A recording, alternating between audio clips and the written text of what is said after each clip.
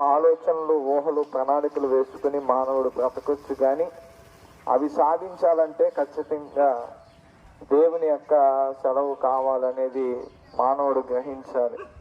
ఎంతకాలం ఈ లోకంలో జీవించినప్పటికీ ఏదో ఒక రోజు ఈ లోకాన్ని విడిచిపెట్టి వెళ్ళిపోవాలి కదా.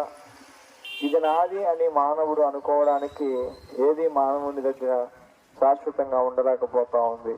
కాబట్టి ఈ లోకంలో అక్రమం, అన్యాయం, ఈర్ష్య, పగ, ద్వేషం, అసూయ, కపటం, కుట్ర ఇలాంటివి మానవుని జీవితాన్ని ఒకవేళ ధనవంతునిగా చేయొచ్చేమో, పేరు, పదవులు, ప్రఖ్యాతలు తెచ్చిపోవచ్చేమో, కానీ మనిషిని మాత్రం ఖచ్చితంగా పాపిగా పరిగణించి ఆ అన్యాయం చేత కలిగేటువంటి నరక శిక్షను మానవుడు అనుభవింపక తప్పదు.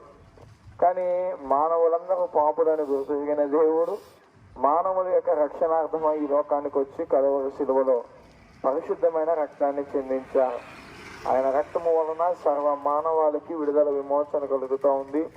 యేసుక్రీస్తు ప్రభు ఈ లోకానికి చెప్పినటువంటి మాట ఏంటంటే, ప్రయాసపడి భారం మోసుకొని పోతున్న సమస్తమైన వారిలాగా నా ఎద్దకు రండి, నేను మీకు విశ్రాంతినిస్తానని.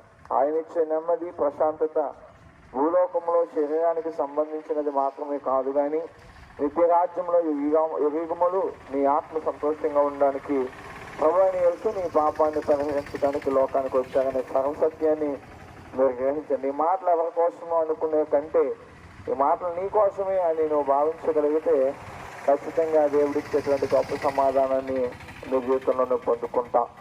ఎందుకంటే ఎప్పటి వరకు మనం ఈ లోకంలో ఉంటామో తెలియదు కదా. 3 నాళ్ళ ముచ్చట లాంటి జీవితం కొరకు మానవుడు పడే ప్రయాస వ్యర్థంగా అది వ్యర్థమైపోతుంది. అదే రీతిగా మానవుడు ఏమి లాభాన్ని సమకూర్చుకోలేకపోతున్నాడు. కాబట్టి లోకాన్ని విడిచిపెట్టి వెళ్ళినప్పుడు మనమేమి తీసుకురాలేదు, ఏమి తీసుకుని పోలేమని గుర్తెరిగి నిన్ను వలె నీ పొరుగు వారిని ప్రేమిస్తూ దేవుడు చెప్పిన రీతిగా మీరు జీవించగలిగితే దేవుడిచ్చే గొప్ప రక్షణ మీ జీవితంలో పొందుకుంటారు. మనసును మార్చుకొనండి, ఆలోచించే విధానం మార్చుకొనండి. మతాలలో ఏమీ లేదు, కానీ సర్వమతమాల సారాంశమైనటువంటి నిత్యరాజ్యం, పరలోకం, మోక్షమైన దాన్ని చేరడానికి ఈ లోకంలో ఉండగానే వీళ్ళ విమోచన మార్గాన్ని వెతుక్కొని క్రీస్తు నుండి కలిగేటువంటి ఆ లాభాన్ని మీరు పొందుకోవాలని ఈ మాటలు మీకు తెలియజేస్తూ ఉన్నాను. ఈ మాటలను మీకోసం చిన్న ప్రార్థన చేయాలనుకుంటున్నాను. మీకు ఇష్టమైతే ఎక్కడున్నా కూడా కళ్ళు మూసుకుని ప్రార్థనలు చూపించండి. యేసయ్యా మీకు వందనాలు.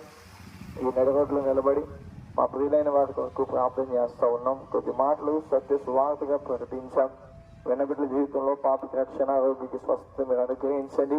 ఈ ప్రాంతవాసులకు ఉద్యోగ, వ్యాపార, పాడిపంట వ్యవసాయాన్ని దీవించండి. అదే రీతిగా ప్రభువా నీ రాజ్యంతో వచ్చినప్పుడు మనసు మారి నూతనమైన